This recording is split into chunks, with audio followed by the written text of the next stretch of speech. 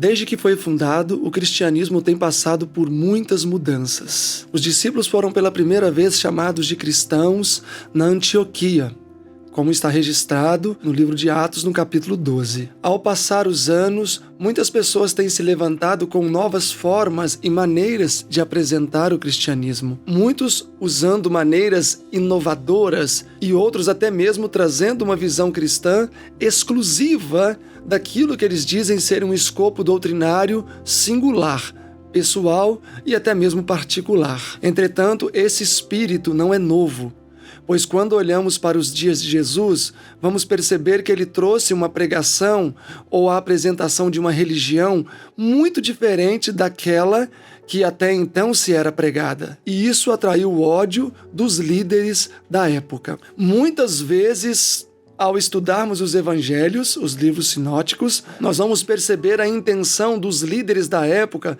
em tirar a vida de Jesus. E um dos episódios talvez mais marcantes encontra-se em João 8, quando contrataram um homem e o levaram para deitar-se com uma prostituta, a qual foi pega em flagrante e arrastada covardemente até o templo, lançada aos pés de Jesus. Então, os seus perseguidores lhe disseram: Mestre, esta mulher foi pega em adultério e a lei de Moisés manda matar. O que dizes tu? Se Jesus tivesse concordado com estes homens e falado sim, ela deve ser morta, certamente ele cairia em sérios problemas com os romanos, que eram os únicos que tinham o direito legal de sentenciar uma pessoa à morte. Se por outro lado ele falasse que aquela mulher sim deveria ser perdoada, ele incorreria no perigo também de a nação rejeitar a sua mensagem. Entretanto, Jesus não descumpriu as leis de Roma nem as leis de Deus. Ele simplesmente falou: aquele que não tem pecado, atire a primeira pedra.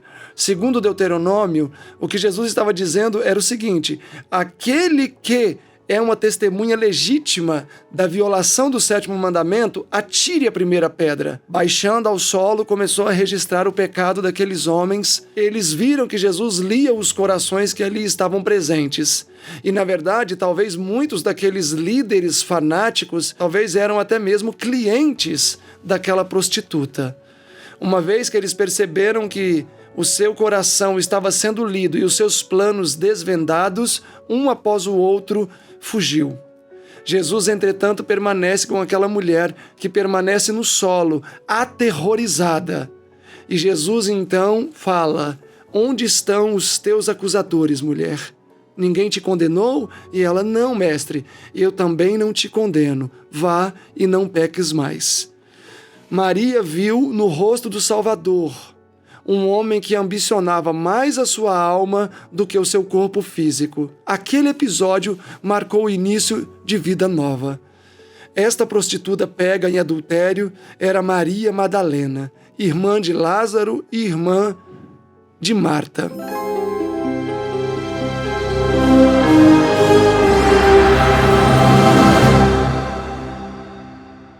Depois desse trágico episódio, Maria se tornou uma das principais discípulas de Jesus, servindo o Salvador em diferentes situações e em diferentes necessidades. A partir dali, nós vamos encontrar Maria em Lucas 10, sentada aos pés do Salvador, enquanto a sua irmã servia a mesa, aprendendo de Jesus. Em João 11, nós vamos ver Maria novamente aos pés de Jesus, agora buscando consolo pela morte do seu irmão. E em João 12 nós vamos encontrar novamente Maria aos pés de Jesus, agora ungindo os pés do Salvador com lágrimas, unguento e secando os pés do Salvador com os seus cabelos. Esta história, segundo registrado em Lucas 7, este banquete foi realizado na casa de Simão.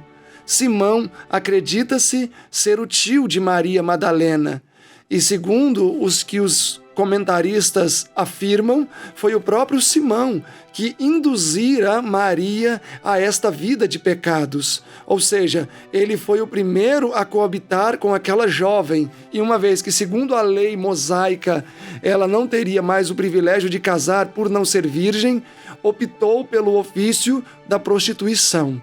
E neste mesmo banquete, Simão começara a acusar Jesus em seu coração de permitir que uma mulher pecadora lhe tocasse. Entretanto, através de uma parábola, Jesus revelou os desígnios do coração de Simão, mostrando que ele era muito mais culpado do que Maria, porque ele tivera iniciado Maria naquela vida de prostituição. E, ao mesmo tempo que Simão sente-se desmascarado, ele percebe estar diante de alguém maior do que ele. Enquanto Maria, escandalizando os discípulos, especialmente Judas, o qual começou a fomentar aquele desperdício entre o coração dos discípulos. Maria, entretanto, estava cumprindo uma das maiores cerimônias que um humano foi convidado a participar. Ela estava ungindo Jesus, o sumo sacerdote e o rei que ocuparia o trono do universo. Em sua humildade e entrega ao Salvador, foi-lhe concedida a oportunidade que a nenhum mortal fora concedido. Maria não olhara para sua condição de debilidade e pecado. Entretanto, após encontrar com o Salvador, sua vida mudou para sempre. Muitas lições poderíamos tirar da vida desta personagem, e a primeira delas é que nós não temos condições de julgar a nenhuma pessoa. Por mais grave que seja o pecado de uma pessoa, só Jesus conhece os reais propósitos do seu coração. Ao passo que, quando um homem julga, ele não consegue julgar a não ser olhando pela aparência. Outra lição que podemos tirar da história de Maria é que nós nunca devemos considerar que fomos longe demais no pecado, pois o Senhor sempre pode nos resgatar. Por mais vermelho que sejam os nossos pecados, o Senhor pode torná-los alvos como a mais branca lã. Esta foi a história de Maria, aquela que foi a última a abandonar a cruz, e foi a ela, primeiramente, que Jesus se manifestou, e ela pôde então, em primeira mão, anunciar que Jesus havia ressuscitado dentre os mortos.